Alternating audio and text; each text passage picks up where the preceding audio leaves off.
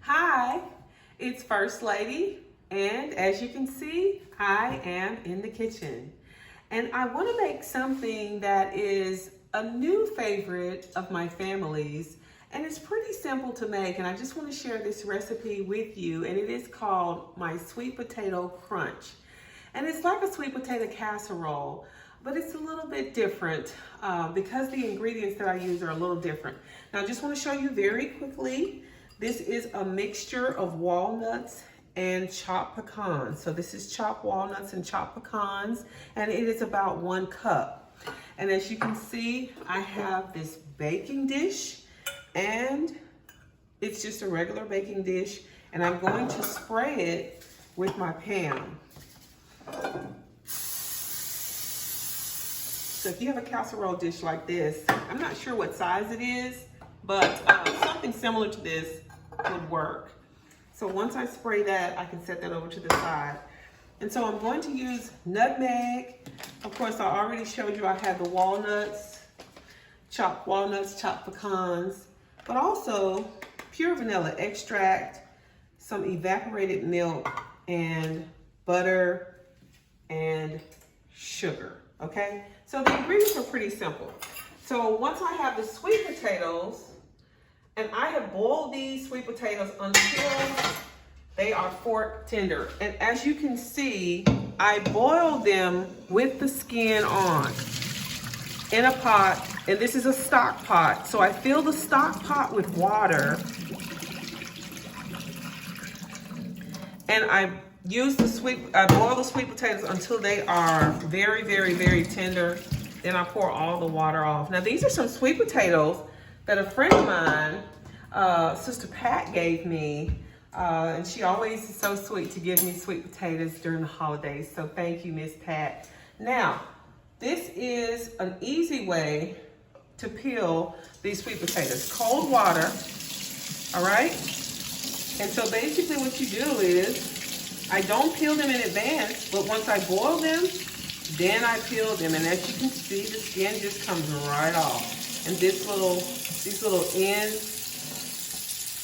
pieces, I just sort of pull off. And it goes right into my bowl here, just like that. So I'm gonna do that with the other one.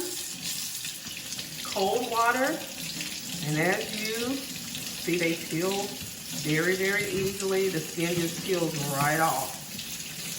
And I usually just clean up the little mess afterwards, but they are very hot, so basically under cold water is the easiest and best way to get them peeled. All right, one more, a little small one here, but see how easily they peel?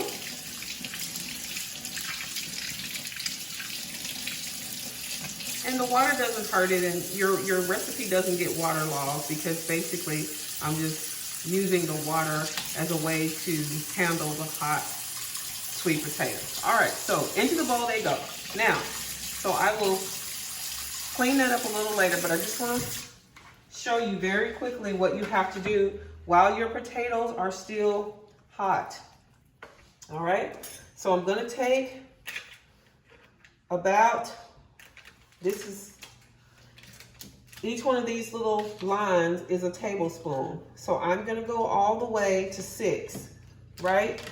So 6 tablespoons of butter. And this is a really sweet dish, but you don't have to make it as sweet. You can use less sugar if you desire, but the butter makes it very rich. All right, so that little pat is left over. Now, so the butter goes in while the potatoes are hot, and also so does the sugar. So about a cup of sugar, okay? So I'm adding that into this recipe. And while the potatoes are hot, you'll see that the butter melts pretty easily, and so does the sugar. So I'm just incorporating it, and you can see how easily the sugar dissolves, and you can see how the butter is dissolving as well. So it sits in this hot sweet potato mixture, and it dissolves pretty easily. And so I set that there and let it dissolve a little bit more. And I'm going to be using a mixer. So I'm going to be using my KitchenAid mixer. So I'm just going to let this sit for a second. And then I'm going to add the milk. But I want to show you just to use a regular mixer, a handheld mixer, that's enough. If you want to use a stand mixer, you can. Now this is going to call for 2 eggs. So you're sort of making a sweet potato souffle, if you will. And so I'm just going to crack these. And if you remember from my previous videos, I add the eggs in at the last. So, and I always add my eggs in one at a time. So, but I'm just going to go ahead and crack those and set those over to the side. Okay. So the eggs are ready. So now you can see that the butter is pretty much melted. You have just a few little bits of butter still. And you want to let this really melt all the butter and the sugar before you add in your evaporated milk. Okay, so that's kind of key there. And we'll do the vanilla extract. So what this is it's like a sweet potato souffle, sort of. And then you add the crunch topping on the top. Once it's been in the oven for a while, you'll make the crunch topping and put it over, and then put it back in the oven for an additional 20 minutes. And so this is pretty much how this recipe works. So now I believe that pretty much the butter is just a little bit left there that's melted, that needs to melt in this mixture. So with the hot potatoes, hot sweet potatoes, it makes it so much easier for your sugar and your butter to melt. Now I'm going to 1 tablespoon of vanilla. And I think it may need to be a teaspoon. Yes. So let's do a teaspoon of vanilla.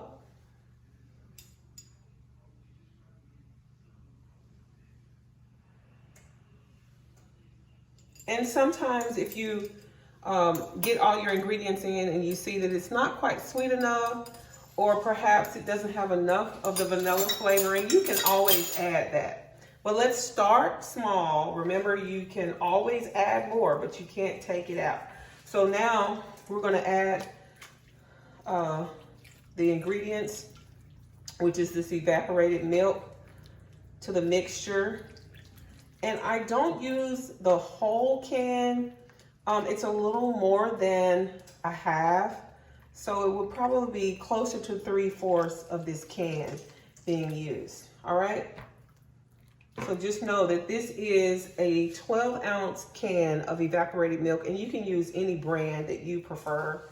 Obviously, that's the Great Value brand. So don't you love the smell of sweet potatoes? And you know, the interesting thing about sweet potatoes is that depending upon the region where you are, where you live, sweet potatoes can be different. They taste different. Like, for example, if you're in a certain part of the country, your sweet potatoes may be sweeter. And I noticed that where we live, sometimes our sweet potatoes are not as sweet. So when they grow fresh out of the garden, and these are fresh out of the garden, sometimes they're not as sweet, and then sometimes they are. It kind of just depends on the crop, right? So I'm just going to take a little bit and put on my finger and taste it and see what we're dealing with. Okay, very good.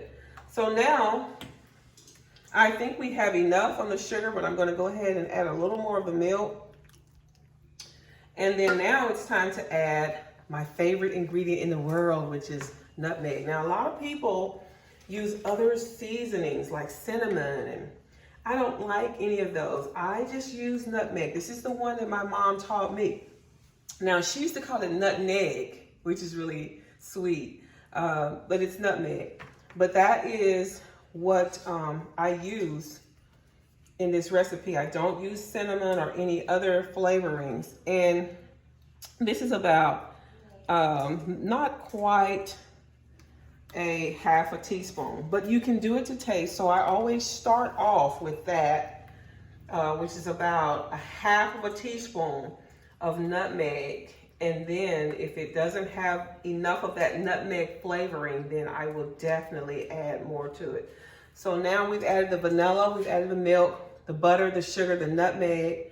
And so now I'm gonna taste it. Now the reason why I add the eggs last is because I wanna make sure that the flavor is perfect, because when I add the eggs, that means that it's time to get ready to go in the oven. So you don't wanna add the eggs and then start adding in other ingredients to try to get your flavoring right.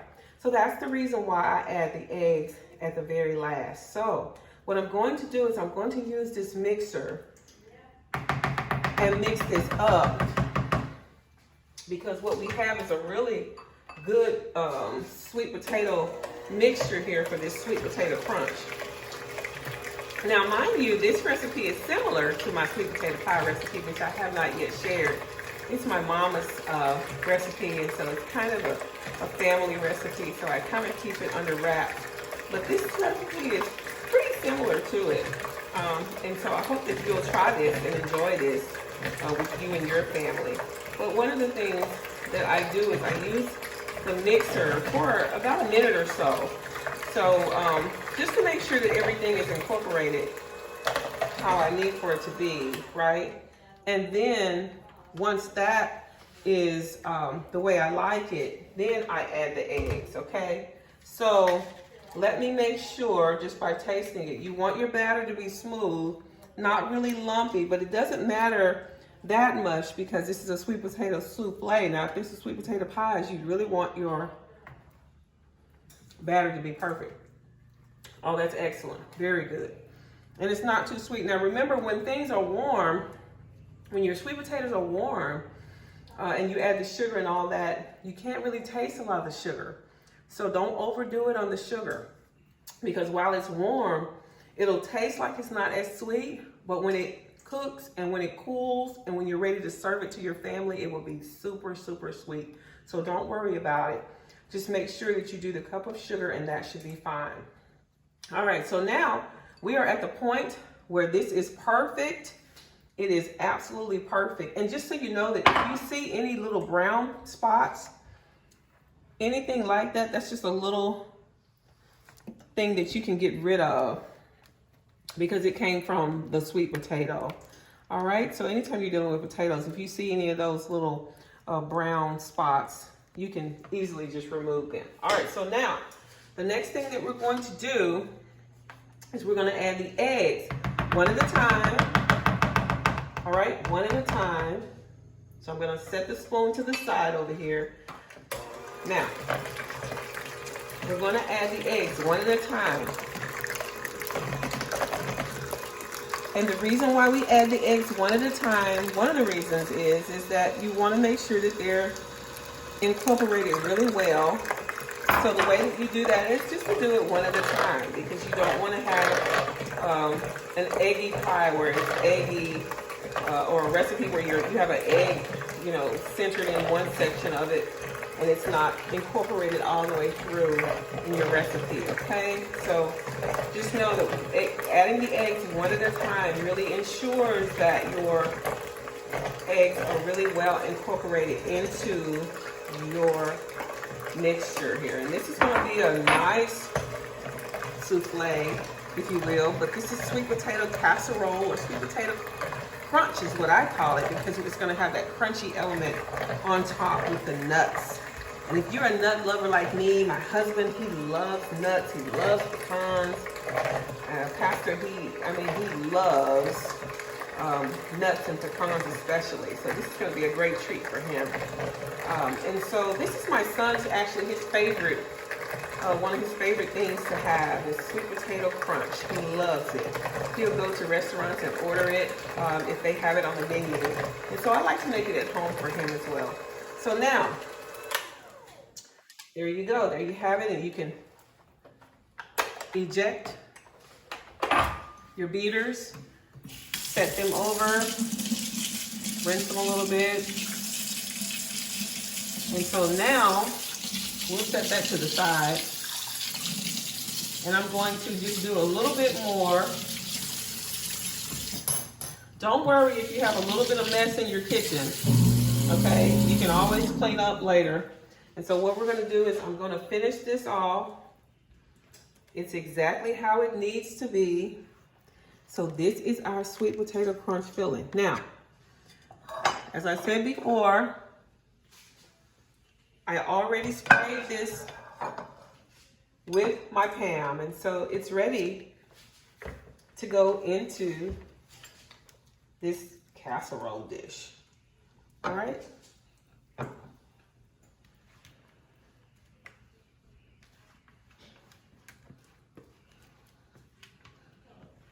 And because it has the eggs in it, it's gonna rise. It's gonna be such a nice consistency once it cooks in the oven, all right?